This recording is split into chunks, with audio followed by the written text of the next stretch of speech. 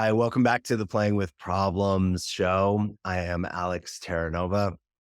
Every time I get to do one of these, I feel very grateful because, as I say almost every time, it takes courage and bravery to come on this show. It takes courage and bravery to be vulnerable in public. It takes courage and bravery to not just show up as our best and our all star self and our highlight reel. I recently had an experience where, so I've been doing for a couple months now. I started training with a boxing trainer, and I did it because I wanted to practice and learn something new that I had no real experience of that kind of sport. I'd played other sports, but not like that kind of combat sport. And I think boxing is a lot like dance. There's a lot of movement and breathing, and as I've done this, it was really challenging, right? My brain had to make new synapse connections. I had to learn new ways of movement. I had to do lots of things at one time with my body and my breathing and my focus that I wasn't used to. And I noticed I was getting better and better, better and better. And there'd be, days where I wasn't as good.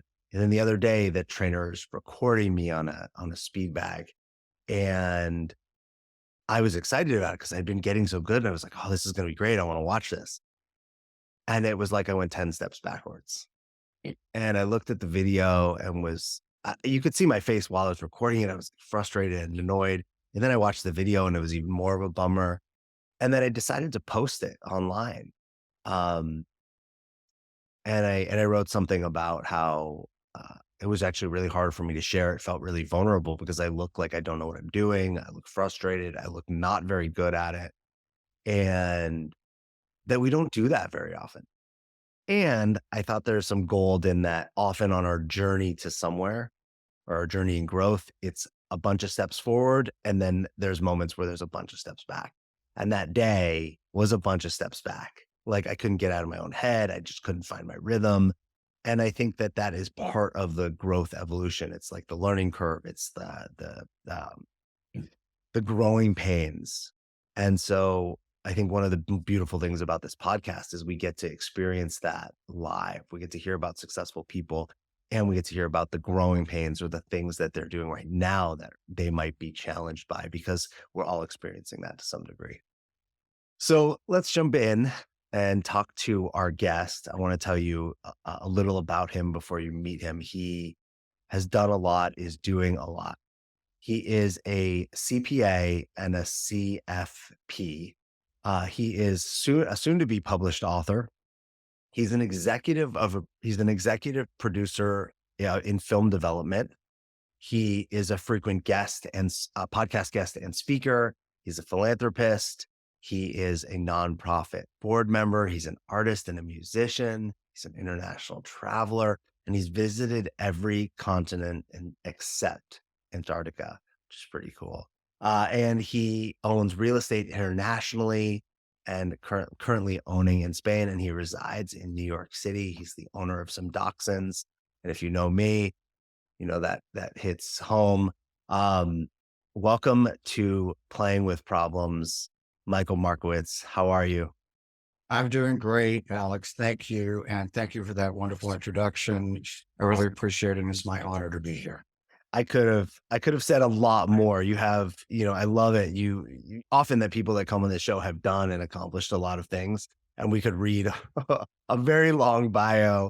But I think I hit the important stuff. I am curious, CPA, author, and movies. How did those things, you don't usually get those things all together. What is that? How did that connection come to be? Okay. Well, I was a CPA long before I was any of those other things. Okay.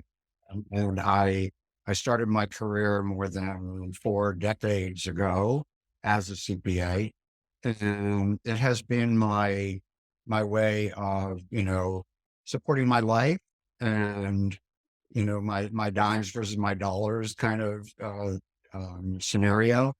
But, as I got a little older and more mature, both in my body but also in my career and in my life, I felt like I needed more than that, and I needed to expand more than that. A number of years ago, I worked for what's called a business management firm here in New York City business management is mostly CPAs, but some not, that work with people in the entertainment industry and the sports industry, managing all of their financial affairs. And one of the things that attracted me to it was my love for the arts. And I thought, well, this is really cool. I get to work with celebrities, but I'm not one. But it's really kind of neat to be involved with them and get invited to opening nights and all that kind of fun thing. And um, so in addition to that, I had been an artist before. I mean, I did a lot of painting and drawing. I'm a musician. I play the guitar. I sing. I studied that when I was from high school days on, and I still do those things. Not as much as I would like to because of time constraints. And then I had the opportunity to uh to be actually a co-author on a book that has not yet been released, probably be released in the first quarter of next year, about entrepreneurship and leadership. And I was asked to write a chapter. So I've written the chapter and I've done that. I'm actually now a co-author in another book. So, doing one begets the next one. And then I had the opportunity to become an executive producer on a film.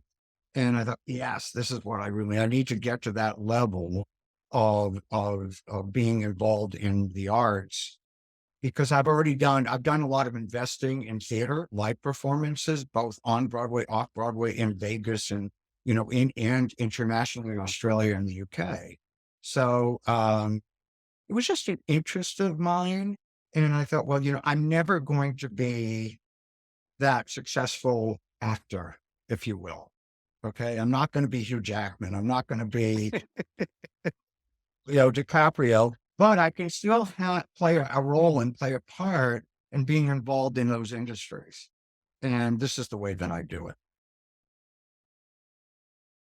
I love it. So would you say that it almost sounds like the road to success was kind of putting yourself out there, trying new things in this area, right? Like taking a shot at writing this chapter, taking a shot at going into the entertainment industry. Would you agree with that? I would agree with that. And I will tell you, it was not always successful. So I've had a lot of failures in that regard. I mean, I invested in a development of a film a while back with Keanu Reeves, and then I lost all my money. Okay. I invested in Broadway theater. I lost all my money. I haven't lost all my money on all of them, but I probably lost money on more of them than those that I've made money on. And so, um, someone said to me, but you're doing it for the love of supporting the community Mm. in the entertainment industry. And I said, yeah, up to a point. I can't keep throwing money when I'm going to keep losing it. So now I'm far more selective about how, where, and when I make those kinds of investments and commitments, so that I'm more strategic about it, rather than being, Google-eyed about, oh, well, now I'm an investor in that show or that film, Yeah. rather than saying, yeah, I am those things, but I'm looking for a return, you know?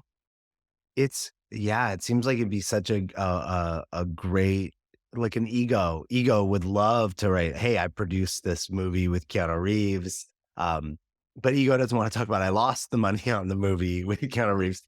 It also seems like it would be really easy to, get excited about these creative projects. Yes. Um and separating the business side from the creative side, because right, a movie or a Broadway play or even a musician, the art that the art, the film, whatever, could be great and it could still not make money. It could still be a losing financial venture. Well, that's absolutely true, because I can tell you that those projects that I invested in that didn't make money or lost me money, and lost money for the entire production, some of them were amazing. The art in it was amazing. Mhm.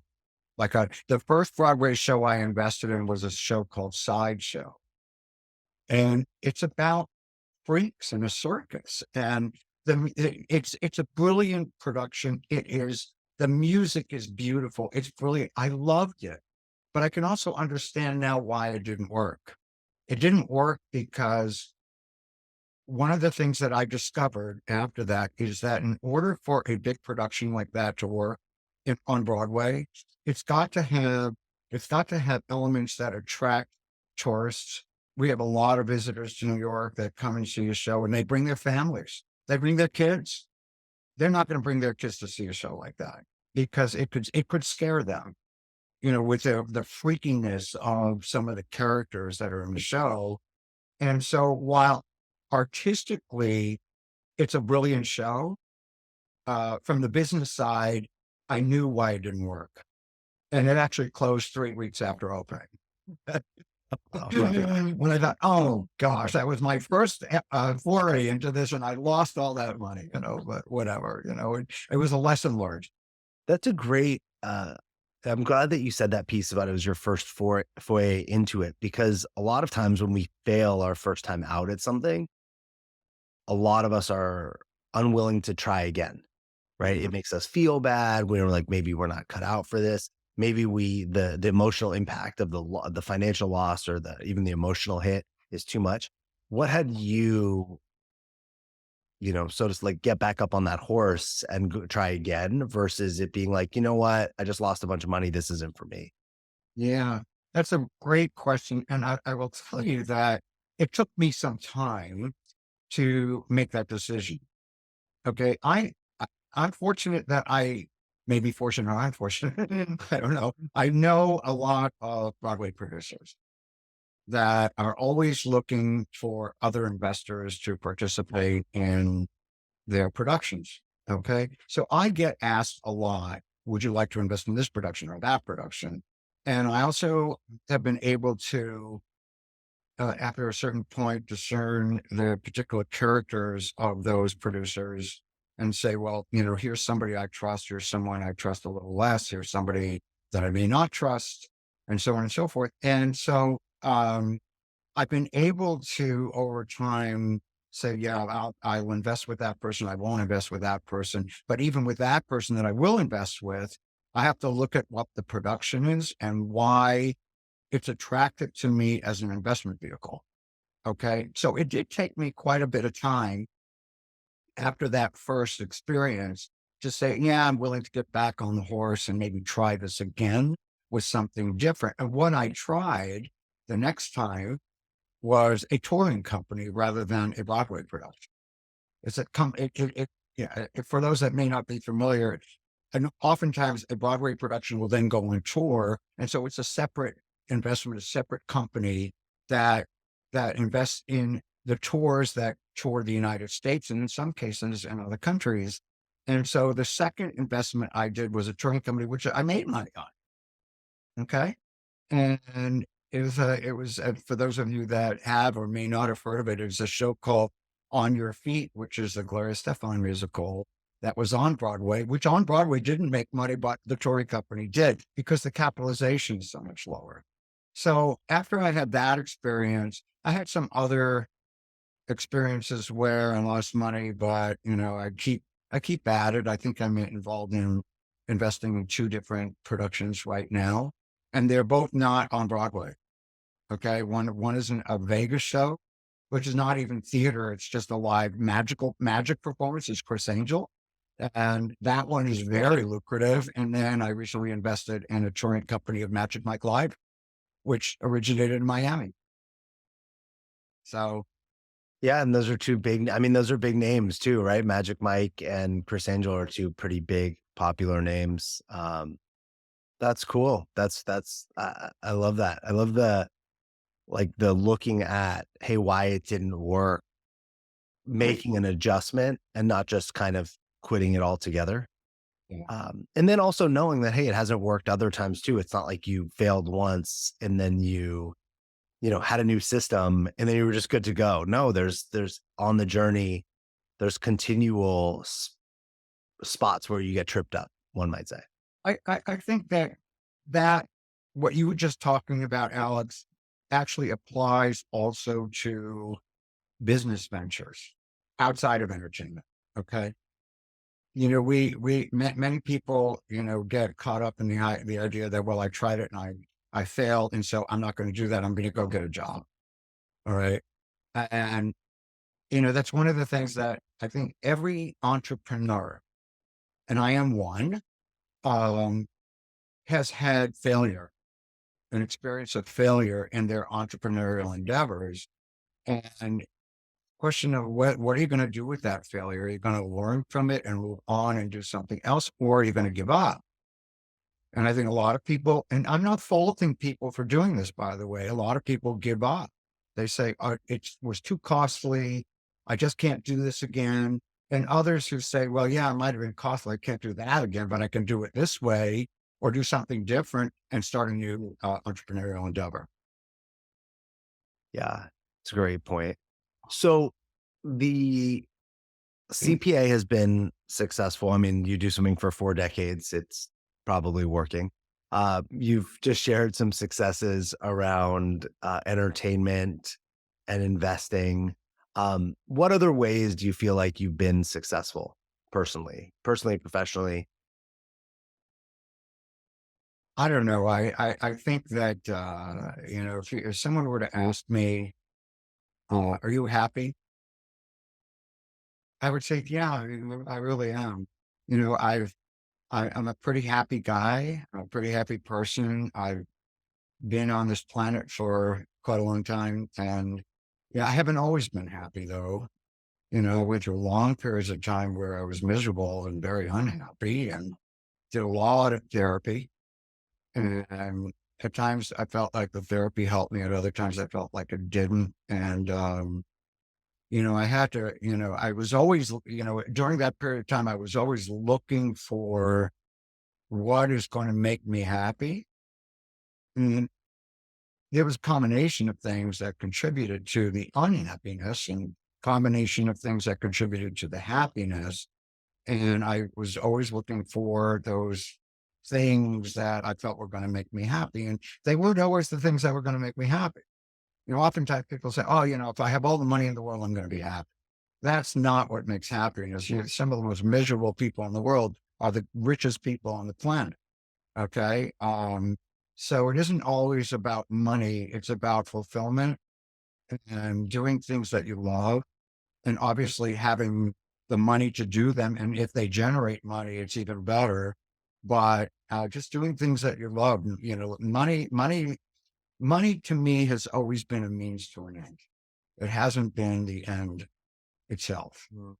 Okay. And I'm not the richest person in the world by any stretch of the imagination. I'm not the poorest person in the world by any stretch of the imagination. But I can go back in my life to when was growing up, and I grew up with parents who were immigrant Holocaust survivors. And my dad was a factory worker. When I was growing up, we always had clean clothes, good food, and a roof over our heads. And I thought that was it.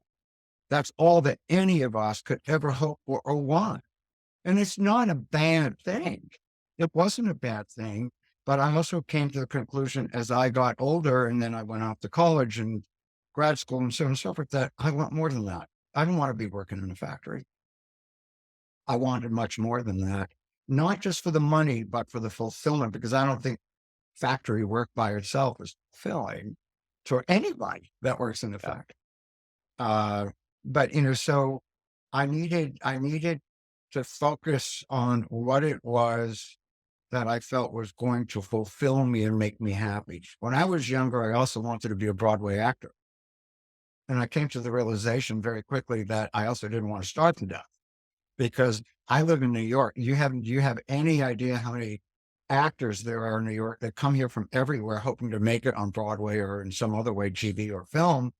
And they're waiting tables and they're doing a lot of other things in order to support, pay for their rent. And I didn't want to find myself in that place. Sure.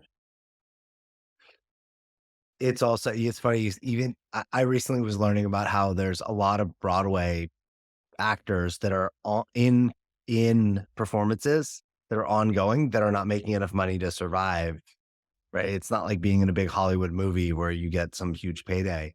What I love too about what you just shared is sometimes we find different ways to access our dream than we originally thought. One of my best friends and oldest friends, always thought he'd be on ESPN as a baseball player. He was a great baseball player, played in high school, played in college.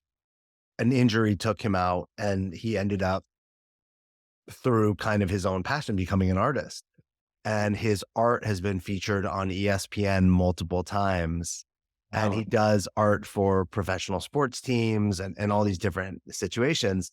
Um, and it was pretty funny to be like, wow, you in a way, right? You manifest the thing that you want, right? You wanted, maybe it was to be an actor, but really what you wanted was to be part of Broadway, part of this production.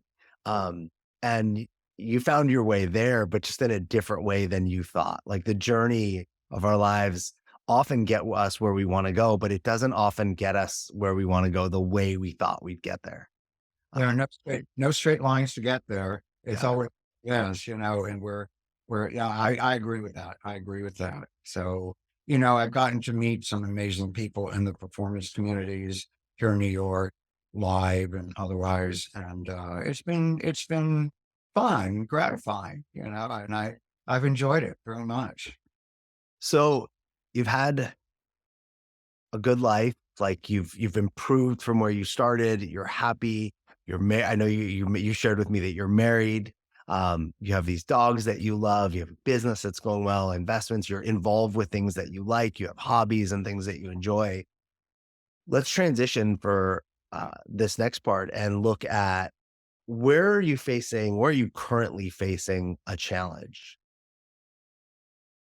Um, so like in my business, in my CPA practice, where I'm facing a challenge is that, on the one hand, there's something really great that's happening in my business because I'm generating a lot of new clients and revenue that come along with it. On the other side is having the human resources that I need to handle all of that work. Okay, because I certainly can't handle it all by myself, and I rely on really good people to do that for me. So that's a challenge for sure. And like for example, my number one primary assistant, who I adore, been with me for 12 years, is currently out on maternity leave, and I find I am doing a lot of things that I shouldn't have to do, but I have to do it until she comes back. And she'll be back at the end of January, thank God, because tax season starts again. So that's certainly a challenge from that perspective. And other challenges are, uh, and I don't know if you are aware of this, Alex, but I'm married to my husband. I think I've told you about that, and we are planning on we're literally moving and relocating to Madrid by the end of 2023, early 24. We have already purchased an apartment in Madrid, what they call a flat, like they do in Britain, and I I agonize over the logistics of actually making that move to another country, Mm, right? And so, because my husband and I are very different in terms of the way we handle things and the way I'm very methodical, if he's not in that regard. And it's not a criticism of him. It's just his brain works differently than mine does. And sure. he said, well, I'm going to retire by the middle of the year and then I can go and live in Spain for the rest of the year. I said, no, no, you've got to pack everything up that we're going to move over. Doing that. You got a lot of things to do here before we can go there. I'm the one that contacts and has an engagement agreement with a lawyer in Spain to make sure that all our T's are crossed and our I's are dotted to be able to get there and get our residency visa. I'm the one that takes care of all of those kinds of business and financial detail. So that's a challenge for me. Um, we've done a lot to make that happen. We have so much more to do. And I'm a list maker. So, we're actually going to Spain on the 21st of December for a couple of weeks. I made a list of all the things we need to do when we're there. There are business things that are not just having fun. Sure. We so many things to take care of in Spain when we're there for those 2 weeks. And I literally made a list because that's the only way that I can do it. Other challenges, like I'm in the process right now of working. I have two partners in the CPA practice that I'm in, and negotiating a deal with them to be able to handle my clients from over there and vice versa, where they can do a lot of the work and making all the financial arrangements. And I have to tell you, the biggest challenge, and I'm looking forward to that move. The biggest one is going to be, what's it going to be like living in another country? And even though Spain is a pretty Western oriented country, I'm in a Western oriented country, we're a Western country, it's still a whole different culture. And, I have like a whole bunch of family here. I have a lot of friends here. And Mhm. it's about rebuilding all of that when we're there. We're Mhm. there now too, but rebuilding our lives in a way, from what we've known, what we're comfortable with, to how do you do things over there? And while we have really good friends over there who will help us, but it's really up to us to make those determinations and figure it out. Uh, so those are some of the challenges that I feel like I'm dealing with right now in my life and in my business, um, and so forth. And so there are probably others that I can't think of off the top of my head right. No, that's I think, you just shared what I heard you say is in your business, you have a lot going on and you have the challenges of getting supported and finding good people, right? Whether you're assistant or the woman that works with you, um, is out, for maternity leave. We hear this a lot, right? People are trouble finding good people, and the people in charge end up doing a lot more than they want to be doing. Right. And then, one of the biggest stresses in life, moving, right? And not only are you moving, but moving to another country where even though it's still a westernized country, it's a different language, it's on a different continent, the laws are different, right? Everything is different, and it's not like you're, 90 years old and you're just going to go sit on in a chair in another place for, to end out your days. You have the rest of your life to live. You're moving a life. Um, it really resonates for me personally. I'm planning a wedding and right now, and my business and a wedding, and what I noticed was in common is like future tripping, like thinking about all the things in the future and that are not like things for tomorrow. They're Mm. things that are in the future that we get worry, anxiety, fear around, that we bring into our present, that are down the road, which is like, what could we actually push off? I do the same thing. I have, hey, what are all the things we need to do for the wedding? What are what's the list? What's the things we're doing a wedding internationally. So what are all the things that we don't know? Who are the people, right?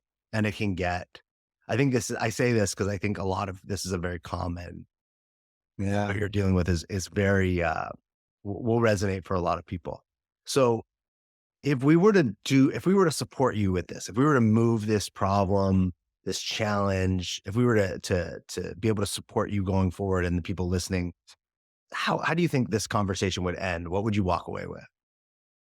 I'm not quite sure I understand the question, but, um, and I'm just kind of like, Well, s- let me say it different. If we were to play with these challenges, the finding good people, the worrying about kind of the future move, if we were to play with this and manipulate it, and you were to walk away from this podcast and go, "Wow, I like got something from that." What might you get that would be helpful to you?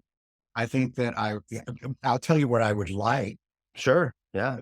What I would like is to have, and I'm not in a position to afford this, but I would love a personal assistant who can take this off my hands, you know? I really would. There, because what I'm having, some struggles with is juggling Yeah. all those different things that I'm doing and prioritizing and figuring out, okay, so what do I do today? Every single day, what do I do? What do I do a week from now? What do I do a month from now? What do I do 6 months from now? Yeah. To to further along, all of these things that I want to do and not feel stressed about it. Yeah. So, I'll give you a simple example, a real simple, and it's something that it's current. So we bought our place in Madrid a year ago, And because it was, like in December of 21, the very little had to be done. But now this year, there's a lot of things that have to be done with respect to the annual real estate tax on the place and the annual this tax and that tax. By the way, the taxes there are like this, so I'm not too concerned, but there are deadlines just like there are here. I mean, literally, we're paying almost nothing for these taxes, but they have to be paid. And so I have an attorney in Spain who was handling a lot of this stuff for me. And he said, well, this one was due by November 30th. And I'm looking at my bank account in Spain, and they never debited my account because over there they do it differently than here. Where here we can proactively make that payment. Over there, it's not proactive. They need your bank account and they automatically debit it. So I'm looking at my bank account every day. They haven't debited it yet. It was supposed to be debited on November 30th. And now here we are on December 8th. And I'm saying, so I sent him an email today and I said, his name is Antonio. I said, Antonio, I said, I'm a little concerned. They're supposed to be November 30th. It's December 8th. They haven't done this yet. Is everything in order? So I'm the one that follows up on all these things. I would love somewhere else to do, and Yeah. that would make it easier. Um, I think we've got the dogs pretty much settled. We got them Spanish passports last year. So they can now travel without a health certificate because they have Spanish passports. And so that's good. But, getting them settled over there and getting both of us settled over there. And we have to negotiate when the time comes to get a container to take all the stuff that we're going to take or whatever furniture we're going to take and not that and all that. We have a friend in Spain who also has stuff here. He's from the United States originally, and he wants to share a container with us because he's got stuff sitting at the port in New Jersey. And it's arranging things and taking care of all of these details that are in some ways mundane, but at the same time, they've got to happen. Yeah. What's the worry that comes up when you think about all these things? What's the fear of what could happen if like something goes wrong or it doesn't get done? It is that it isn't going to happen. Yeah. That fear that it isn't going to happen or it isn't going to happen in the way that I would like it to, or in the time frame that I would like it to. I have that fear even in my business, even with my great assistant and assistants, plural. I have that fear all the time. It's like we have, as a CPA, we have deadlines, Mhm. filing deadlines.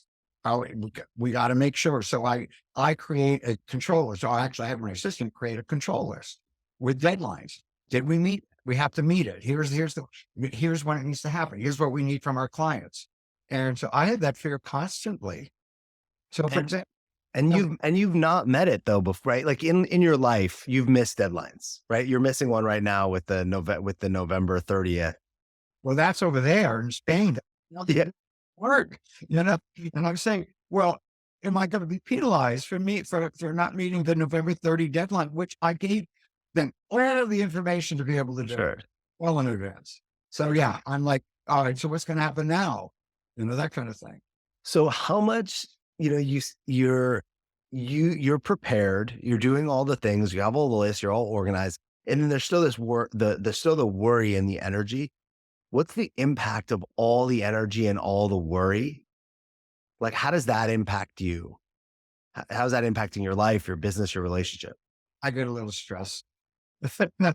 I do. I get a little stressed. And I know that stress, I've gotten better as I've gotten older about how to manage stress through meditation and through, talking with friends and whatnot to manage stress a little bit better. I'm actually gotten pretty good at it, but I still get stressed about things like that. So for example, this morning when I went online and I checked my bank account in Spain, I saw it still hadn't happened. I said, now I got to send an email to Yeah. this lawyer friend of mine in Spain to say, so are we okay? When is this going to happen? It hasn't hit my account yet, that kind of thing. So I get stressed about stuff.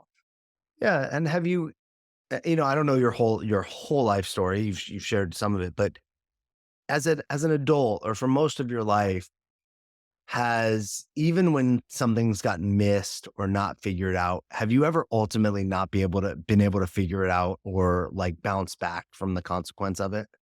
I have at times not been able to meet a deadline. but when you not met the deadline, was whatever the consequence Yes. was it so, terrible or horrible that you weren't able to come back from it? Literally, I've been able to come back, and I'll give you like a hypothetical example because it has happened to me where, for example, a client of mine in my CPA practice gets a notice for a penalty because something was either paid or filed late. And I look at it and I say to my client, look, if this was my fault, I will own it and I'll pay the penalty for you. Okay. So that's how I bounce back from it. I always have this little bit of worry that, well, if that happened, maybe the client was going to leave me because that happened. Because of course, it's my job to make sure it doesn't happen.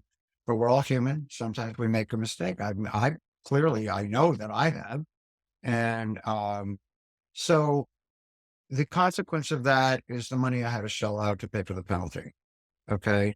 The other consequence of that is feeling a little guilty, and then what do I do from there? I just say, well, at this point, there is nothing that I can do to change what happened. So hopefully the client will be understanding and realize that I'm just a human being too. And we all, as human beings, we make mistakes and that we'll move forward from there. And for the most part, that has played out really nicely for me, but there have been maybe one or two situations where it didn't. But or I should say not but so the track record has shown that regardless of how it goes, you've been able to you've been okay, you've bounced back, you figured it out. And none of these things have metaphorically like sunk none of these things have been the Titanic. You haven't had your whole ship sink and your whole life go to, in the gutter because of a deadline missed or a detail missed. No, I'll tell you, the only time that I felt like I had really gotten punched in the head and fallen down was Yeah. many years ago when I got fired from a job. And ultimately you now have everything you have. Yeah. If you had stayed in that job, we wouldn't probably be having this conversation. This conversation, but I literally was unemployed for 10 months. Yeah. Yeah. And painful. It was Yeah. very, I mean, yeah. and I don't feel like it was a just decision for me to be fired, but I was fired. And I'll tell you, being fired from a position is one of the hardest things to experience. But there's another converse of that, being a boss and firing somebody Mhm. is all has it to me is equally as difficult. Because having had the experience of being fired, I know what that can mean to someone who I fire. Yeah. I Yeah. Like it really hurts. I hate that feeling. I hate it. Yeah. Well, it's another great, I get that. I hear that that 10 months was really painful and really difficult. And without that part of your journey, you wouldn't where you are now in this, having built this business, investing in the things you're investing, was all actually made possible because of that. That was a domino that fell down that led you to where you are now. So it does come back again to even our biggest worry is being fired from a job. For you, right? I'm not saying everyone has to look at this for themselves, right? Some people have not bounced back from things and we would be having a different conversation.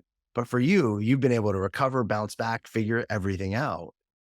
And so I wonder all the energy that you might spend on worrying, if you were to use that to reassure yourself of, wait a minute, hey, if a deadline gets missed or something doesn't get done, I actually got this. Like I have this figured out. I'm reliable. I'm resourceful. I'm resilient.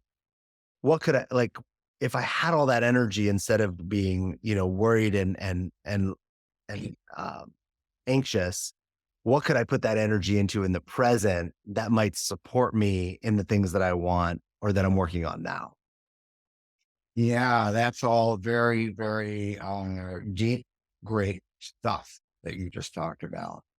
And it brings to mind my mom, who I'm very much like, or have been. My mom just passed away earlier this year, but I'm sorry. that's all right. I'm not saying that for sympathy. No, but that's Um, mom's passing away is a big deal. a big deal. And I always knew my mom and I. we're very, very much alike. In terms of personality and so on and so forth, I'm very much like her. I also look like her. And so I'm definitely my mother's son. And, I alluded earlier to the fact that both my parents were Holocaust survivors, and my mother, having been a Holocaust survivor, I always admired her resilience. My mother came back from so much tragedy and Yeah. like, awful things and rebuilt her life in this country and had two children, raised a family. But she was also that rock that I had that I could always look back to and say, that's my rock, that's my support. I'm like her because I'm resilient too. So no matter how many times she might have gotten knocked down, and to use the boxing alliteration that you alluded to either, Alex, she got knocked down a lot. And I mean, far more than I ever did in my life.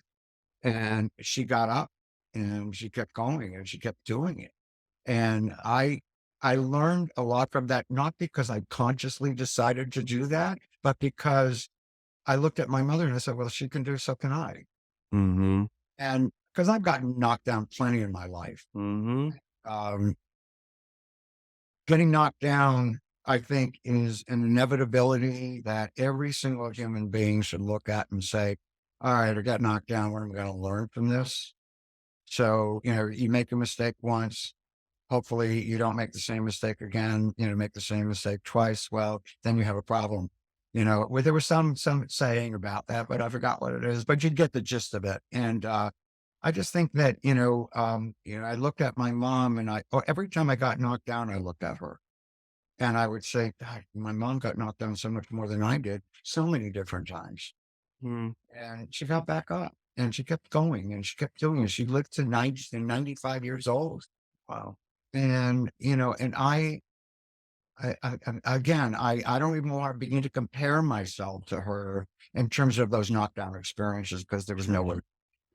But I can tell you this, and I can tell all the listeners this, that getting knocked down is not the end of the road and it's not a failure.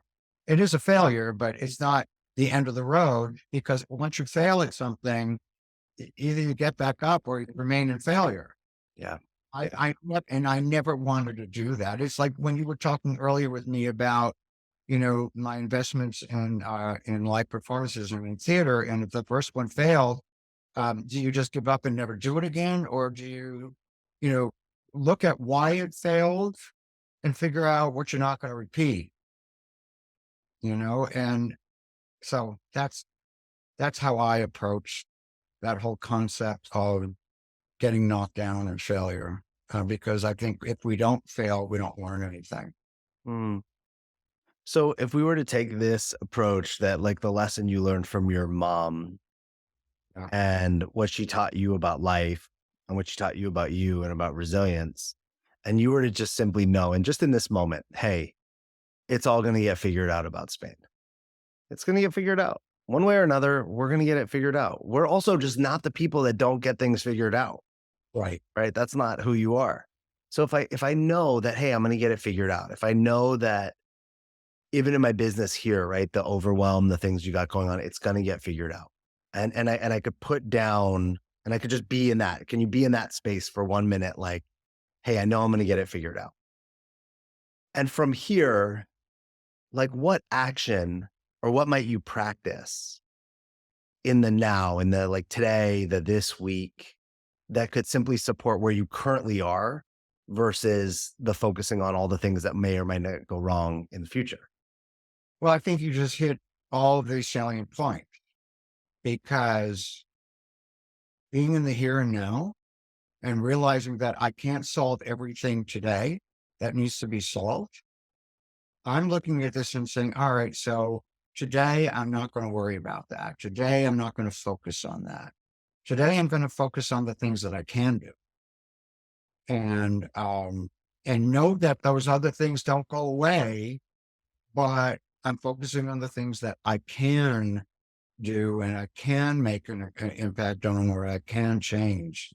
So those things that I can't, I put it away for the moment. and maybe even for the day, maybe even for the week. Yeah. And I meditate on it because I meditate as well. And I think meditation helps me a great deal with the having the ability to put those things aside. And I knowing that if I can't resolve it today, it's not the end of the world. It'll be there tomorrow. It'll be there next week. It's it's really funny that even that idea, I noticed that, I make lists like you shared also, and I do them I do them on like Post-its, so they can only get to be so big. So I actually have to decide what gets to go on or like what doesn't. And something that I notice is, sometimes they'll stack up. I won't throw them away. It's like I'm not paying attention to them, but I'll find ones that are old and I'll see all these things that didn't get done. Yeah. And I'll realize nothing actually happened because they didn't get done. And it's one of my favorite reminders that we think in the present moment, oh my God, I have all these things, right? And there are things that there are big consequences, right? You don't pay your taxes on time. There's consequences, right? There's penalties and you could actually go to jail. But on the list of all the things that we put, some of them we know are very important, some of them are more medium and some of them are lower, but we think they all need to get done or we want them all to get done. And if we look back over time, many of them get done and many of them don't. Right. And it's amazing that the ones that don't often didn't come with a consequence that actually there's probably something, right? Because there's a cause and effectation to everything. Well, But the level of importance or stress that we had on it in the moment never came to fruition. right. Um, so I wanted to point that out because you were like, well, it'll be here tomorrow. And what I often like to think of is maybe tomorrow the thing that was existing today doesn't actually exist. It might exist, but it's not important or it's not as important. Yeah. Um, you I, said, go I, ahead. What were you gonna say? I was just going to say Yeah, something. I agree with everything you said when you were talking also about making your list and putting it on Post-it notes. Yeah, I have the, like most people have them, whether you're on a PC or a Mac, you can use there's software called Sticky Notes. sure. It shows up on my desktop. So I put all of my stuff on sticky notes on my desktop. So then I turn my computer on in the morning. There they are. Yep. There they are. They're not going away. Y- Or they're, but like you said, Alex, I think sometimes they've been on there so long that they don't matter anymore and they go away. And I Yeah, had that happen to me too. And but it's still good from my perspective to see it. sometimes. Yeah, So I knew I had to do that, but I didn't do it, and now it doesn't matter anymore. yeah. Well, so here's something I've played with myself, and some of my clients have had great success with this. Is often we when we're list people, our lists never end, right? We create lists, they never end. As soon as you check something off the list, there's five more things to put on. It's like you're always playing catch up, right? It's ultimately a game where you're like always the loser of. You feel good for a moment. Um, Yeah, a thing that I've done with people, and again that I do myself, is I'll ask them to try to make a new list every day or a list the night before for the next day. So take the list that you had and like usually I throw out my post-it notes and then I start fresh. Like at the end of my what are we on? Today we're recording this on a Thursday. At the end of my Thursday work day, I'll go, what are the most important things I need to do tomorrow? And I'll mhm, write them down. mhm, And then when I show up to tomorrow, it's a pretty clean, fresh slate, right? I'm not carrying the things from weeks and weeks and weeks. Now, something that didn't get done might be on there because it might actually be important, right? If there's a deadline, it's tomorrow. But what I notice is when I used to just have the list that was compounding, yeah, the stress levels kept building because the things kept carrying over and the list just kept getting longer and longer and longer and longer. Instead of going, hey, I'm going to actually start from I'm going to treat my life as every day as a clean slate. And I'm going to go, what's important today? And then see what shows up as very important today. And usually what's important today is actually important today versus, you know what, I don't need to go pick those things up. They can sit at the dry cleaners. It's not important, right? That email is not important to respond to, or, um, maybe I'll figure that thing out another day, whatever that thing is.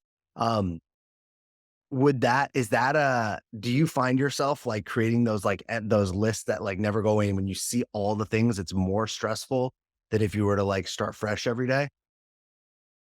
Well, I will tell you what I do. Sure.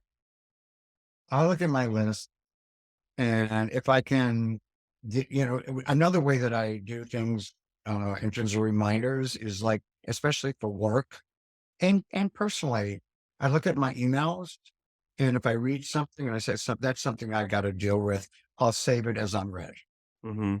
because I know that I still need to deal with it. Okay, that's a that. So I have two different kinds of lists. Sure. Are the post-it notes, the sticky notes on my computer, and then I have my unread email list. So I have my unread work email and I have my unread personal email. So my Gmail account and my work email account. And I look at them, and of course, like you were saying, Alex, it's never ending because new things come up regularly.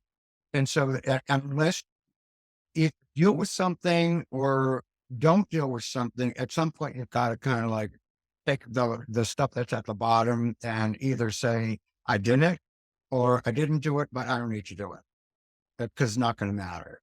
Because the list doesn't get shorter because new things come up and Yeah. it shouldn't get longer by old stuff. And, but every day it's like one of those things that you need to keep up with. One of the things I've also found is when I travel, that I don't keep up with it quite as much as when I'm around here because I'm traveling. And I still do keep up with it to some degree, but like I like to clean out my junk box and I like to clean out my deleted items because otherwise I come back and I'll look at it and I say, I got 20,000 of these emails, and have I gone through them all? I have no idea. So I do try to keep up with it at least, like, even when I'm traveling, like, maybe every 3 or 4 days to just make sure that I haven't missed anything or that, I can get rid of stuff. Yeah. It's so, and when you are traveling, the things that seem so important on the day to day, there's that natural, like they're not as important or we're able to put it down. So from this like what have you gotten or what are you getting from the conversation we've had, this second part of the conversation? Have you noticed anything? Have you had any new awarenesses?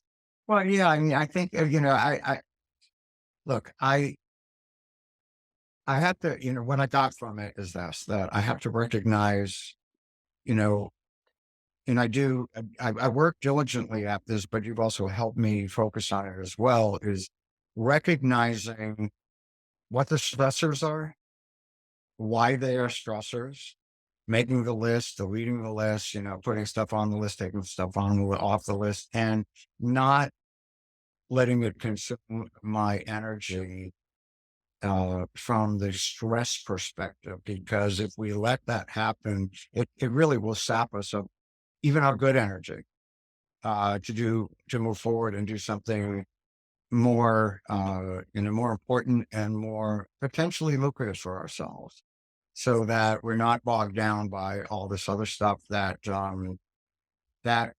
it's been on there for a week or two and hasn't gotten done. Do I really need to do this? It's like about prioritization and yeah, so it's been really great for me to be able to talk about it because unless I'm talking about it like I am with you right now, Yeah. I don't think about it. Yeah. But then I look at a list, and if the list is stressing me out, then the list is stressing me out. Yep. So that's it's been really helpful, and I appreciate that. So thank you for helping me with Sure. to verbalize that and to consciously think about that. Yeah. I want to, there's, you just made me think of something too. You said earlier in the conversation, support, like personal assistance support. And I don't know, have you ever had the experience where the more support you have, you either don't have things for them to do, or you can always find more. Yeah, I noticed like it often can go either way. Sometimes we're like, oh, I have all this support and I don't know what to ask them to do.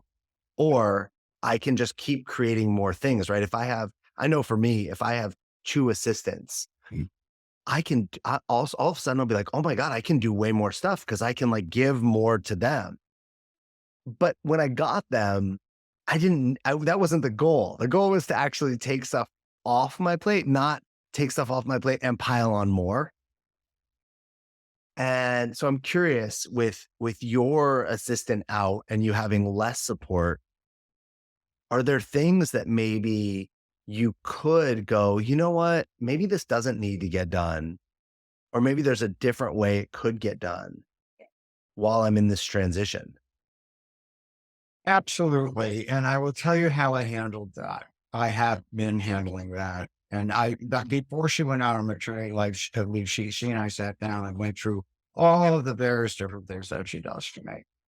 And she's great. I mean, she's amazing. She actually helped me prioritize. And she said, well, these things that normally I do on a regular basis, whether it be monthly or weekly or daily, can wait because there's no urgency for them until I get back. And I said, yeah, I agree with you. And I agree with you on that 100%. She's been great with me while she's been out because if I have a question, I can email her and she gets back to me or I text her and she gets back to me, even though she's home with two young kids right now.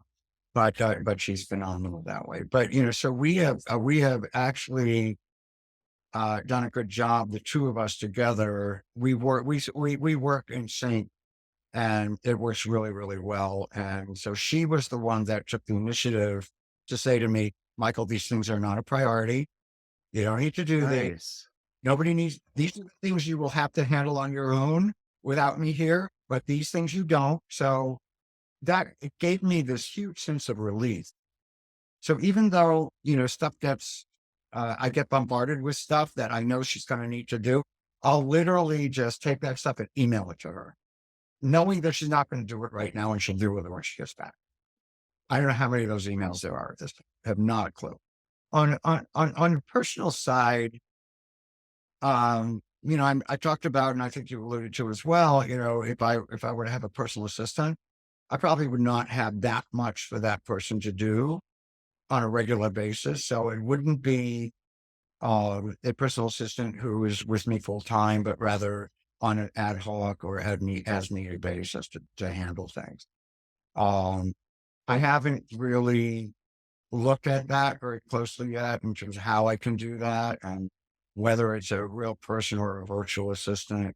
There are different ways to handle that, but yeah, that's where I'm at with that. So I still take on a lot of the personal stuff. Both. I love the you bouncing. Well, you're lucky that you have someone who's so dedicated to you that while they're on maternity leave, they're still willing to be supportive and helpful. Um, and that you've created that relationship with them that they're not like, get off my back, leave me alone. um, uh, And but again, also, I love the idea that someone else is your mirror to say that's not that important because often we're blinded by our own, right? We have like our horse blinders on. We just see a list and we're like, gotta go.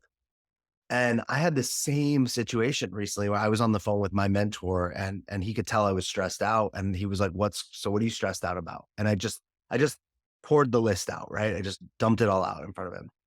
And he went, but I'm simplifying the story, but he's like, about 90% of that stuff you just told me is all future stuff. mm, None of it's important right now. mm, Right? It's not that it's not important. It's not important right now. And if it's still important in the future, you'll get there. yeah, But there's nothing you need to do right now for that. Right? It's not like there's an actual hard deadline that you need to do something. yeah, And hearing him say that to me, especially someone I trust, right? Someone I trust and I respect. It was like weights came off my shoulders because I yeah, was like, oh man, I actually just need to focus on the 10% that's in the right now. Um, so there, and now since I had that experience with him, now I started bringing things to Evan, my fiance. I'll start sharing. "Oh, I'm worried about this, this, and this, and she'll go, babe, it's just that one thing. And I'm like, oh, all right, that's what I'm going to work on. Right. So thank you for sharing that. And I would throw it back to you as like, hey, can you play with that? Can you use more people in your life who you trust and respect that will be honest with you to share, oh, I feel like I have all these things, and let them, see see what's really there that actually is important and needs to get done. And maybe even with your husband, right? You said I think it's great when people have two different mindsets because he's probably not worried about the things you're worried about, right?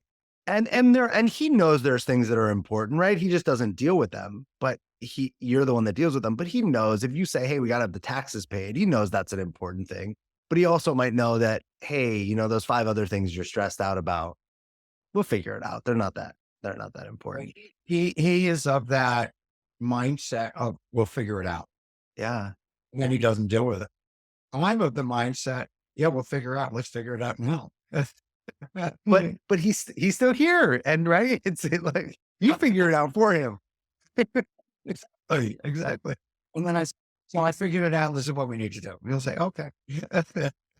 But no, but I love the fact that you have a mentor that helps you to see that. I too have a really incredible mentor slash coach who I can run any of this kind of stuff by him, and I think you may even know him.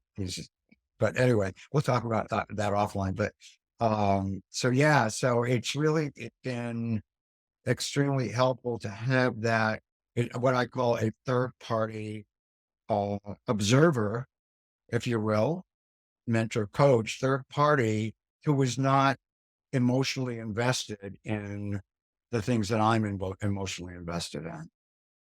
Yeah. So as we kind of wrap up, um, I really hear like leaning on your third party observers, right? Whether they're your assistant or your partner or your mentor. Um, I hear recognizing what the stressors are and not not letting those things take over, but really putting that energy in what you can do today. Mm. Uh, and the biggest thing for me is the reminder, which I know for me this is huge, but I really saw it for you, and I would really encourage you to take this on, and for people listening that can see this, is look at the story of your life. The story of your life is resilience, creativity, and the ability to have your life work. Your life really works, whether it hasn't, and even all the way back to your parents, right? Your parents went through one of the, worst things that someone could ever go through. And you described them having this resilient life that they came back from, and that it sounds like they had a pretty good life, and to be able to come back from that, to come able to come back from something like the Holocaust and right. And people have all different terrible experiences. If that, when I say, look at the story of your life, if your life, that's what the evidence of your life shows you, when things are tough, you can lean into the evidence you have from the past. Sometimes I think we look at the past and we use it against ourselves. But then a lot of us have evidence from the past that actually we can use to really support ourselves, to really show ourselves who we are. That when things got tough, oh, we did come back. We were resilient. We didn't give up. There might have been a low period, but we always came back out of it. You're absolutely right, Alex. I think that, I know enough people who are children of the Depression era, people who are children of the Holocaust, and people who are children of some other major, not either natural or unnatural disaster that they or their ancestors or somebody experienced. And they oftentimes, and I shouldn't say oftentimes, I would say there are times when people wallow in that and they say, well, I'm like this because of that. And, it's interesting to me um, to see, I grew up with a lot of children of Holocaust survivors because those people kind of gravitated towards one another, and that adopted that mindset of, I'm like this because of what my parents went through. I adopted very early on a very different kind of mindset where I thought, well, that was their experience, but it wasn't mine. as much as I would like to support them in that, and I did and always did support them in that, it wasn't my experience. Now, I know there are, like, support groups for children of Holocaust survivors. I never participated in any of them because I didn't feel the need to do so. Because I felt like, well, I'm not a Holocaust survivor. I'm a child of one, but I'm not one of them. And so I didn't pursue that. And I also didn't want to wallow in that because it wasn't my experience. It was my parents' experience. I respect it, I honor it, and I pay reverence to it, but it wasn't mine. Yeah, I think it's a great lesson. I think we all have some version, something, right? Everybody's been through something, and everybody's family has been through something, and obviously to varying degrees. I What I really resonate for me and what you just shared is an experience I recently had with my grandfather. He's been passed for 10 years, but I had like a spiritual experience with him. And it was about my grandfather was a depression, was, a child of the depression, and went to fight in World War II as a 20-year-old and somewhere around these ages, and grew up to be very, very successful. But all of his success was built on the back of the world's always on the verge of falling apart, and there's never enough money, never enough safety, right? There's always scarcity. Now he was able to use fear and scarcity to fuel success, Mhm, but at the price of a lot of unhappiness and a lot of worry. mhm, And I saw that get passed down from him to my mom. And my dad has that also, but from different reasons, growing up in a completely different way. And I'm looking at their lives and I'm looking at how much joy they missed out on mm, because of the fears that the past created. yeah, And while I can learn a lot from their resilience, their hard work, their determination, their discipline, right? All these different things that they also got from that. I also go, man, I do not want to take that. I don't want to have that cultural, ancestral kind of ties, like bonds connected to me. And I don't want to pass that to my kids. mhm, I don't want that. I don't want my kids having fear of not enough money or the world's always going to fall apart or something bad's about to happen. And so how do I practice shifting that, like, out of that, mhm, right? That those things are always a possibility, but I can create the life I want not from fear, but from maybe joy or love or whatnot. And yeah, I hear that too, right? A lot of I think Holocaust, the legacy of Holocaust survivors and their families is similar to that also, right? Bad things are going to happen. You got to like be paying attention to like the evil that's around the corner.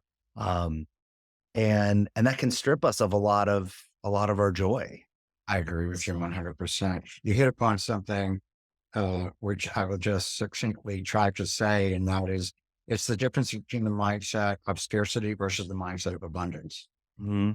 You operate from the mindset of scarcity, like, like my parents did, and for good reasons. They had those horrible experiences, people from the Depression and their descendants operating from that mindset of scarcity. You're always going to think, oh, well, there's never, like you were saying, never enough, never this, never that, never that.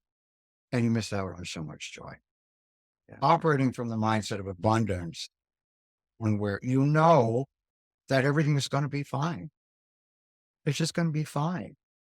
And you can't worry about all that other stuff. I just had my annual physical this morning, and I was like, I've been on blood pressure medication for a long time, and I looked at my blood pressure, and I said, "My God, I've never not been that low since I was like 20 years old." And I looked at it and said, "Yes, that's great." But even in your everything's gonna be fine, it's like the come brings me back to when you got laid off or fired from your job. Yeah, Things aren't always fine in the moment, they're not. but and they're not, and I can't say they're always fine for everyone. But I'm talking to someone, I'm talking to you, and you're someone who they are always fine. They always find the way back. You always get a lesson or become better or stronger from it. And I think that people listening to podcasts, right? People that are listening to this are not starving, likely don't have a home, right? They have their foundational needs met, which I think is important. And if you have your foundational needs yet met, I think often we can look at the biggest challenges we face are often the things that train us to help us level up and ultimately work out for us. But in the moment, they seem really challenging and really difficult. I agree. I agree. Michael, thank you so much for your vulnerability, your openness, your willingness to sharing with us your life, the life you and your husband share, your dogs, your family history. Um, I love hearing about the like success and the arts and like where you kind of like put your own money on the line and your butt on the line for things that you really believe in. And sometimes they work and sometimes they don't. It really speaks to like shooting your shot. And sometimes you miss your shot and sometimes you make it, but you keep doing it because of a passion and a desire. Um, and thanks for being really real too about what is challenging you. I think the idea of I don't have enough support or I have a lot of worries about the future is a really common thing. And often when we look at people, right, from the outside, someone might be looking at you and going, well, look at this guy. He's investing in all this stuff. Life is great. He's moving to Spain. And yet you're having the same concerns and the same worries that all of us do in similar situations. So thanks for being, human with us right there and sharing all that with us. For having me on here. It's been my absolute honor and joy to have these conversations with you, Alex. And yeah, it was, you actually elicited a lot of stuff from me, a lot of good stuff. And yeah, I don't have a problem talking about my history and my challenges, but you helped me verbalize them in a way that actually it became very clear and succinct. So thanks again. And it has been my absolute joy having this conversation with you. Thanks, Michael. Um, if people want to find out more about you, maybe work with you, or just buy your book when one of your books, uh, they can go to your. I'm assuming they can go to your website. That would be like the best place eventually. And go to my website. Um, they can email me at M Markiewicz. I don't know if they can see my name, but the way it's spelled, but it's M Markiewicz at, and here's the tongue twister. It's F as in Frank, EUR Orlando.com. That's the name of my CPA firm. We will, so people don't have to be confused by that. We'll put it all in the show notes, your website, that information. Um, thanks And again for my media kit. we'll provide everything for what everyone wants. They can see, so they can find out about your movie. They'll have access to your LinkedIn and everything. Michael, thanks again. I really appreciate you being here. Thank you. And Absolute pleasure. as I say at the end of these episodes, if you're as a listener, if you know someone who, if you or someone would be a great guest for Playing with Problems, reach out to me at alex@thedreammason.com. Please share this episode, as you never know who it might help and who it might support, whose life it might change. Thank you for listening, and we will see you next time.